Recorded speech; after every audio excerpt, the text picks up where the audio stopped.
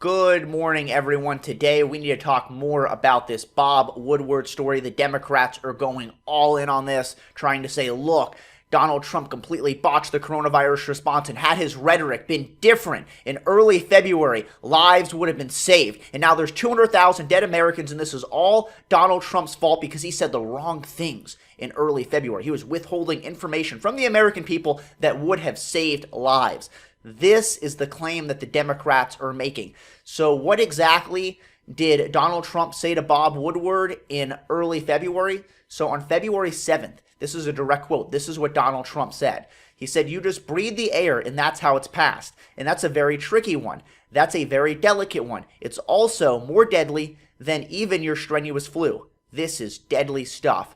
And had Donald Trump stood in front of a podium and let everyone know this is more deadly than your strenuous flu, this is deadly stuff, American lives would have been saved. So essentially, they're upset that Donald Trump didn't let us know on February 7th that the coronavirus is really, really scary. And had he done this, then American lives would have been saved. And this is just absolute nonsense. So first, I want to give you the context of what was happening at the time when he made the statement. So on February 7th, there was 0 coronavirus deaths. The first death was reported 3 weeks later on February 28th.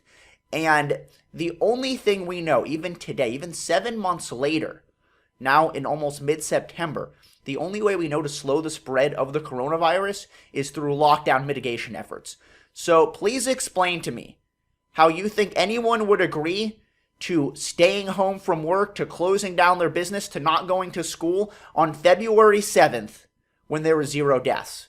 Does anyone think that anyone would have agreed to that? And putting this in the context of things that we have no mitigation efforts for at all, like, for example, the flu, which kills on average 35,000 people a year. Also, another important statistic to note is on an average week here in the United States, 60,000 people die of all causes.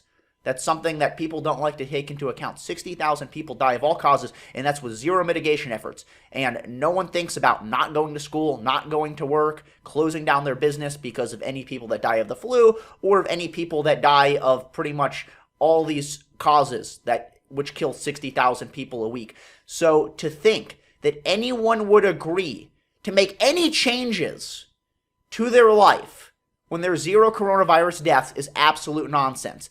And compound that with the fact that Dr. Fauci had first recommended a lockdown in mid-March, and the fact that also the CDC was sending out information to all of the governors. So where was Cuomo? Where was de Blasio? Because then the governors would then give that same information and pass it down to the local government. So if somehow they felt like Trump was not striking an ominous enough tone when talking about the coronavirus, where were these governors? Why didn't they say anything? Why was Nancy Pelosi inviting people to come to Chinatown on February 24th? These are just a few questions that I have. And then fast forward to March 19th. This is part 2 of the claim, where Donald Trump had said in a phone conversation with Bob Woodward that he likes to play down the coronavirus because he doesn't want to cause panic. And this is where Donald Trump's mouth gets him in trouble, because he said this on March 19th. On March 13th, he had declared a national emergency. On March 16th, he had announced the 15 days to slow the spread.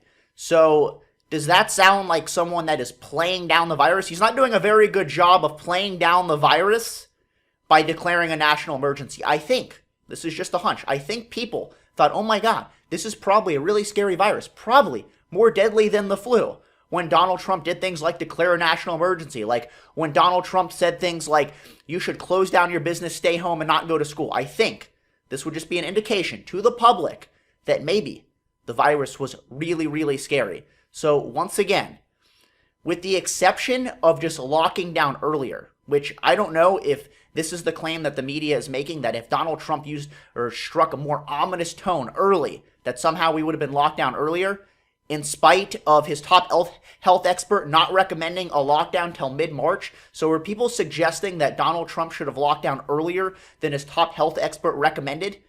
And if he did try to do that, the Democrats would accuse him of being a fascist.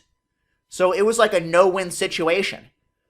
Please explain to me how any of the rhetoric that Donald Trump said in his conversation with Bob Woodward on February 7th or on March 19th, please explain to me how that costed a single American life. Please explain to me how one life would have been saved had he struck a more ominous tone. Because this is essentially the claim here. And it's absolute nonsense. That's my video. Hope you like it. Please leave your thoughts in the comments below. Subscribe, and I will see you all next time.